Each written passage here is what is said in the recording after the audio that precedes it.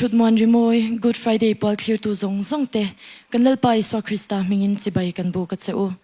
tun chuma hian TBZ choir klang nuam pastor Bialzai Paul one in Christ le mimal zai thiam tak tak ten mishing swala kluto chandam le tura lali swa Christian cross atwar na chanchin ngai nom tak mai chu hla mangin an ron puang chhuak do na ni a clear tu zong zong te ril ru chong chai na ne na atop thlenga min tel pui turin kan so ma cheu ama saberatan TBZ choir kan so me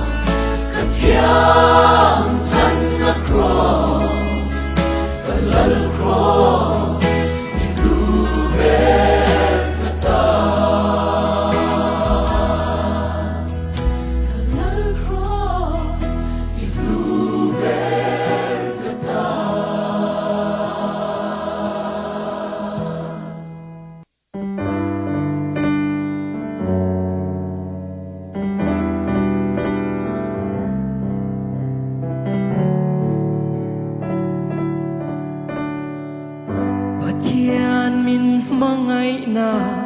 idon siang van ro pui na le lal chút heng kal sani van Jerusalem le le an chedong rem na palai Isua Krista Chua Beram Zongin Kalera Kakaldo Kung Bumbole Linsinga Bonise Hisen Chuak Lovi Sual Kay Damna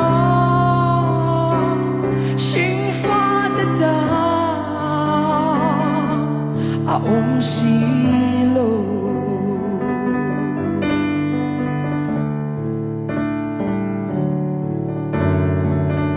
Van Tirko Chiar Senlo Te Choi Moina Fakle Rong Bol Sakpo Khalil Dhelo Vi Satu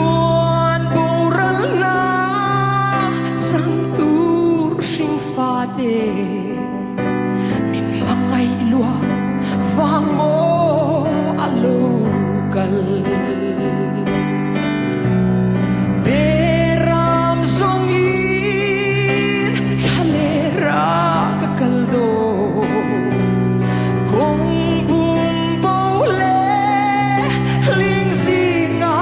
bonise tisen chuak lo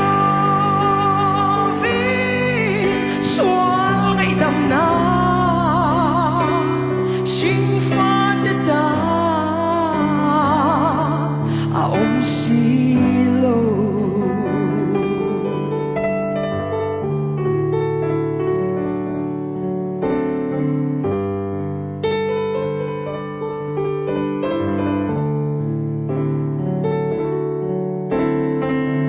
Li an chedong leva Jerusalem Krista tisen na chuan Suma Ommi Satuan Boral na Santur Sing Fate Tiam Chan the cross Oh Arupui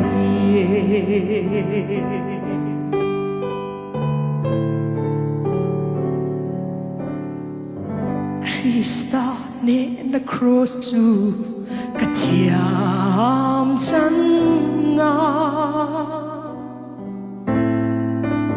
Kan chandam na cross to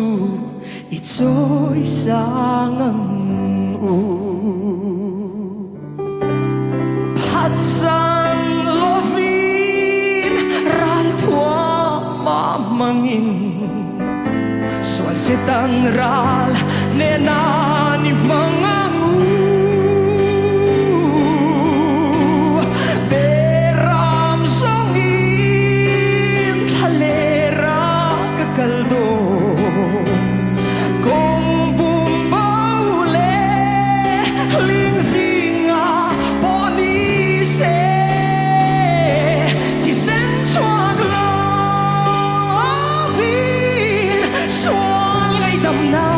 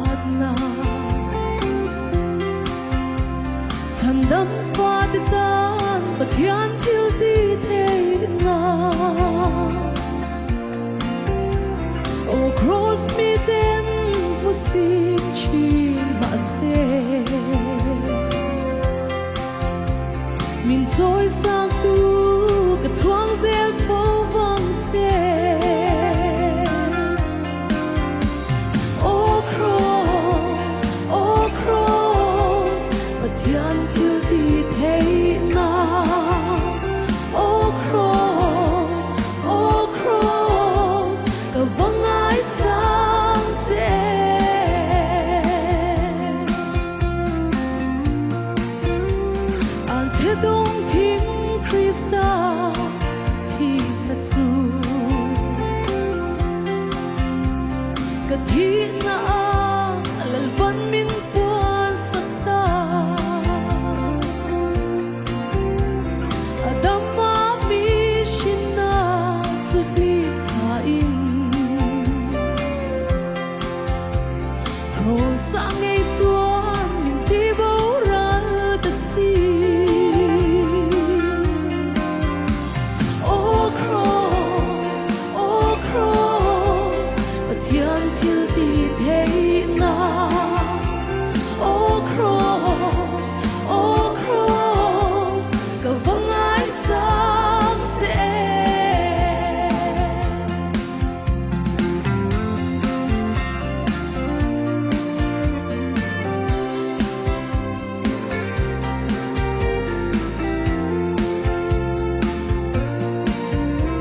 Krista thi na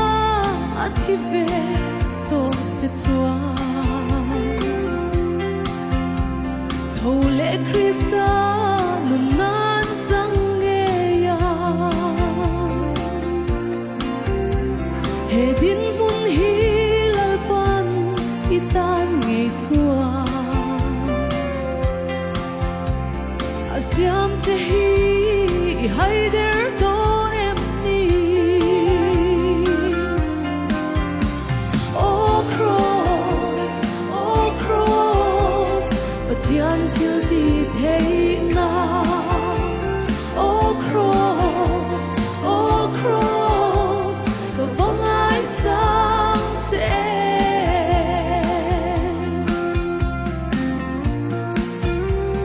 an che dong thing Krista thi na chu ka thi na lalpan min puan sakta adama mi shina tuhi kain rosa ngay chuan min ti bo ral ta si oh cross pathian thil ti thei na oh cross ka vangai sang se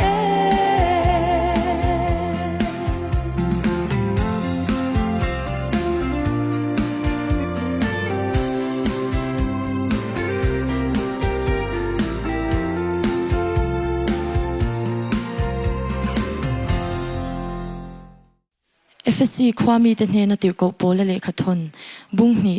จางเรียตจังจางสมรินนาอวางคงไอนาชันดามินนี่นังมานีโทษว่าอันนี้ลวะปะเทียนทิลเปกันนี่ทิลตีอวางอันนี้ลเวสุดที่เราจวนมีอินันสว่างดาอังเงทิลชติยตานคริสตาอิสวาจวนเสียมาอมินอามากุดสวากันนิสีอาจูทิลชติจูกันนมนตูรินปะเทียนินอบวัดใส่โลกันนี่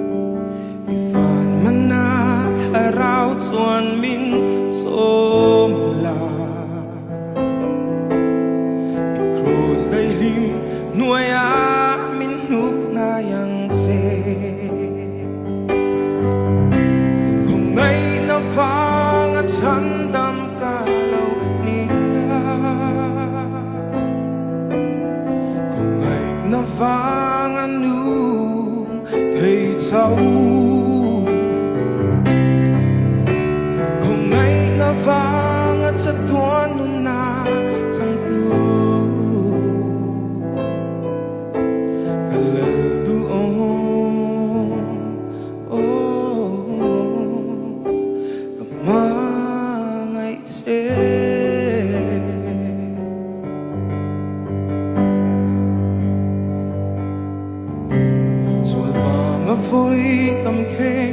non tu che Isu mi suai e chan dam tu min chan dam mang che Iman na tan kalo ire la ba Itak na in min try se lang se o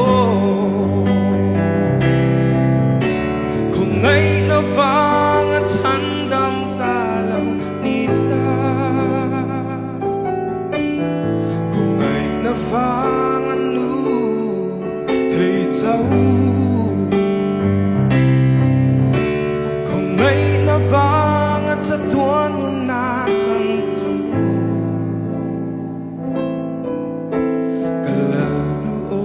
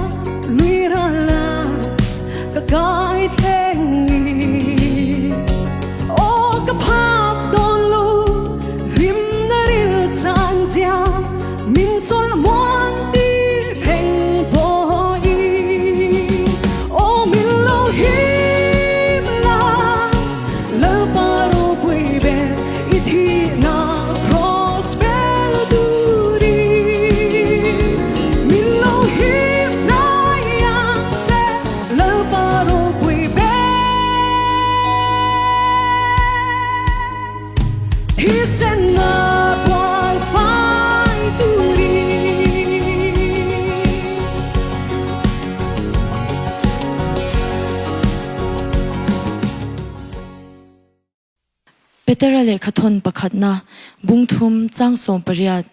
pathian hne na min shwai theinan Krista chuan swalte awangin voikhat atwar boxi a mifel chuan mifel lo ain atwara ti sa a chuan ti thi in a oma thlarawa ero chuan ti nunin a omta a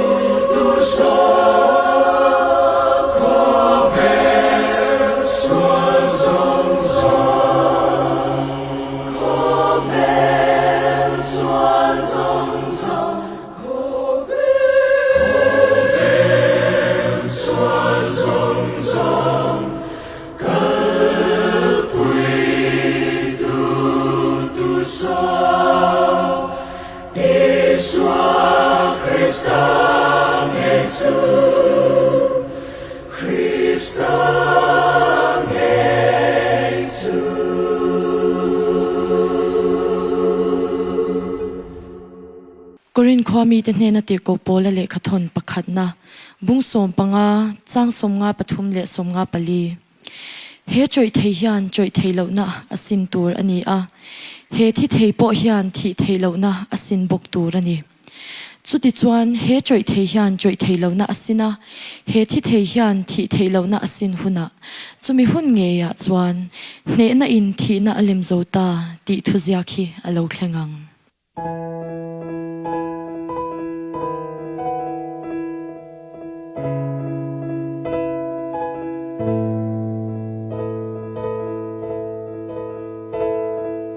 Mun thiang lima sual thoi na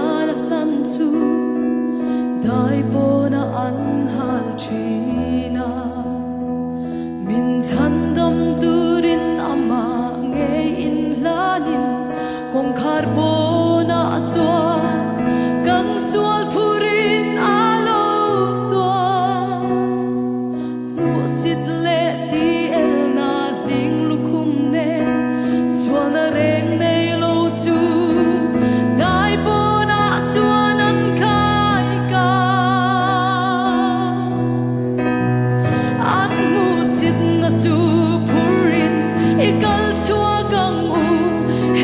hian ko mun ngen nei kan ni lo ve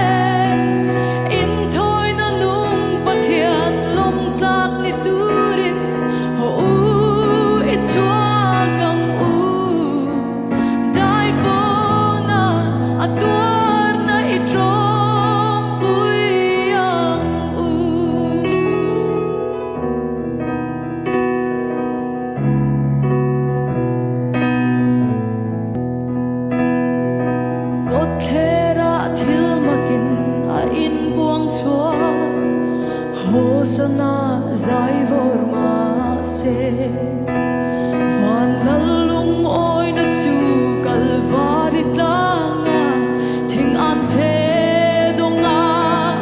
van lal fu pa tuar na chu athil di thailo na luru mun chu ho i panang u kan kharau kan gam na ki an mu sit na chu purin ikal chua gam u heta hian ko mun get nei kan nei lo ve in thoi na nung pathian lom tlang ni turin ho e chua gam u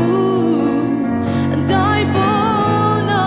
atuar na itong puyang u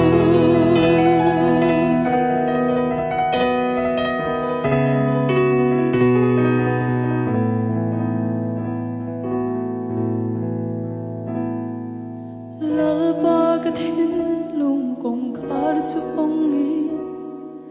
dai bona kalo chua ke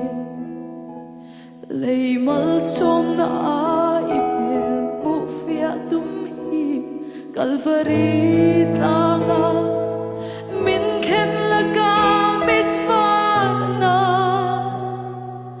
katan itwa na chu trom pui turin min siam tharo lalpa kanun itan kalane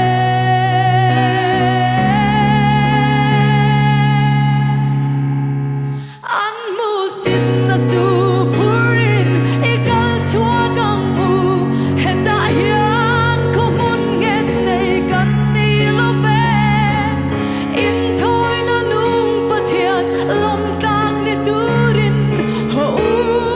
i chua gam u dai bona ator na i trom puyang u dai bona ator na itrom puyang u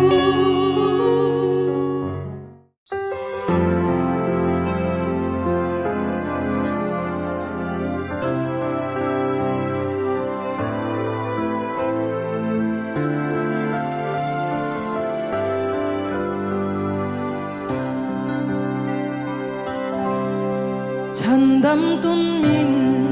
shuai na lam tlong ka thlir le ta khongai na in min chandama khongai na in min nun sang chi khongai na in min en kul chi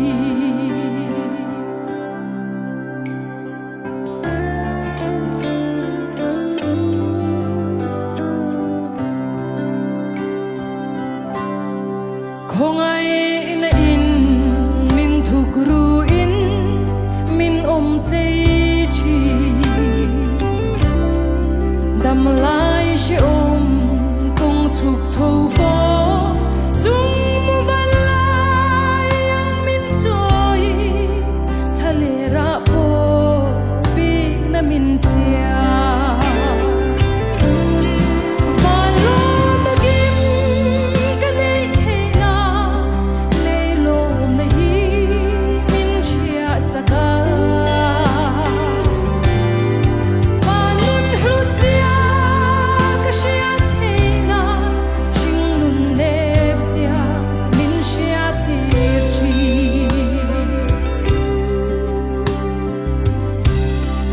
kama hian fia na tin re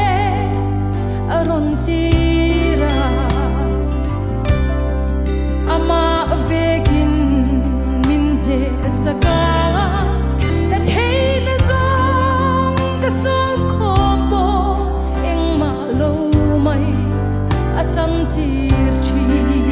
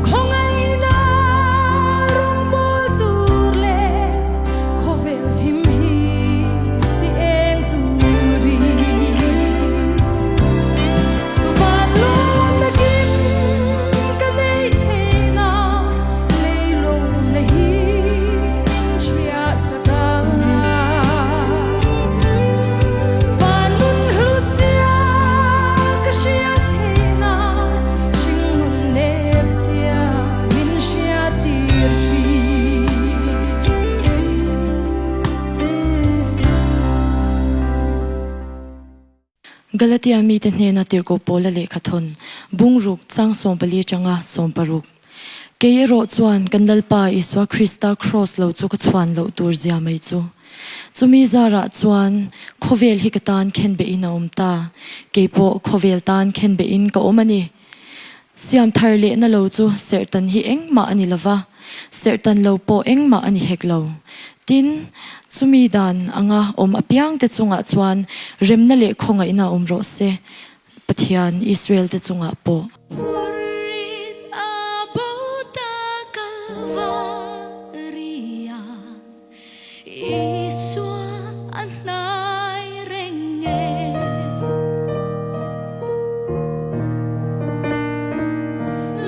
Lungkamang anatin minbo Ko hartakin kao Purit abota Kalvaria Iswa anay renge Purit abota Kalvaria Kalvaria Kalvaria Purit abota Kalvaria Iswa anay renge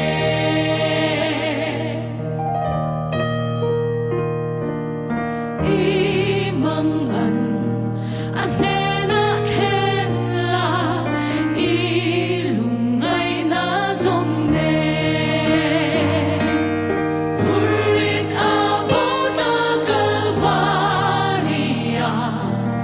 Iswa anay renge Purit abota Kalvaria Kalvaria Kalvaria Purit abota Kalvaria Iswa anay renge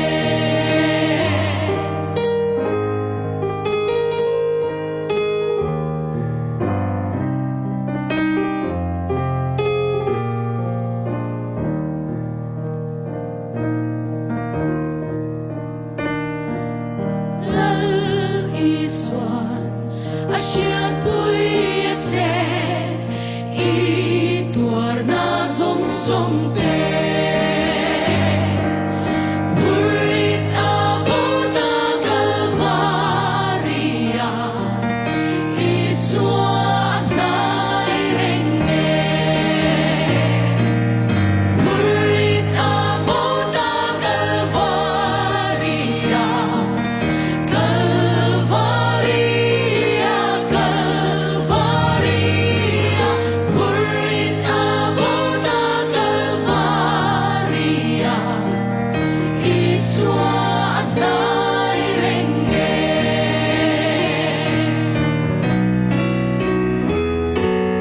Purit abota Kalvaria Kalvaria Kalvaria Purit abota Kalvaria Iswa anay renge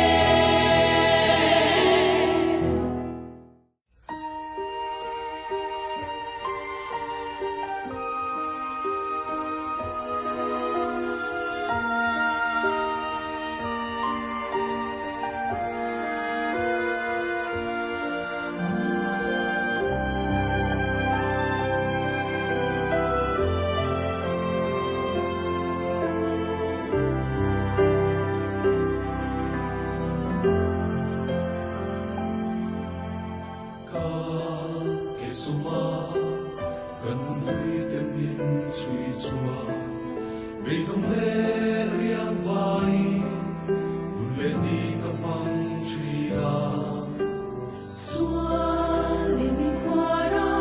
katlud na atutod si Kaswalamin warna sa lenagan lonay ta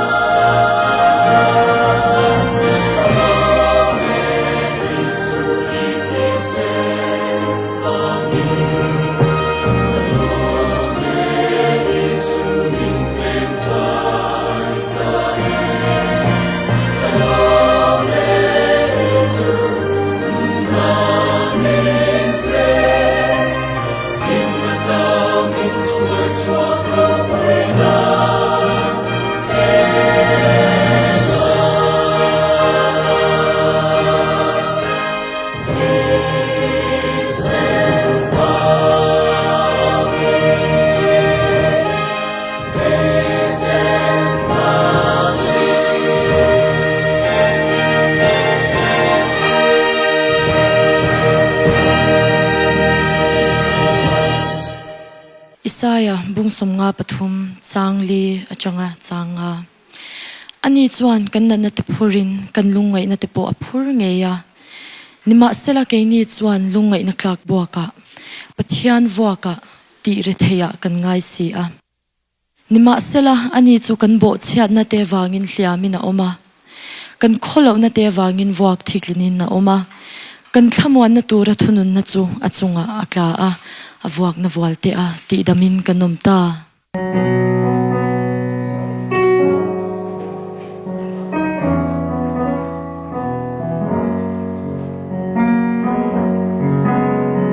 Krista kalungwile nga inhumhina mga niya kaming napun Tagha itumruwa iba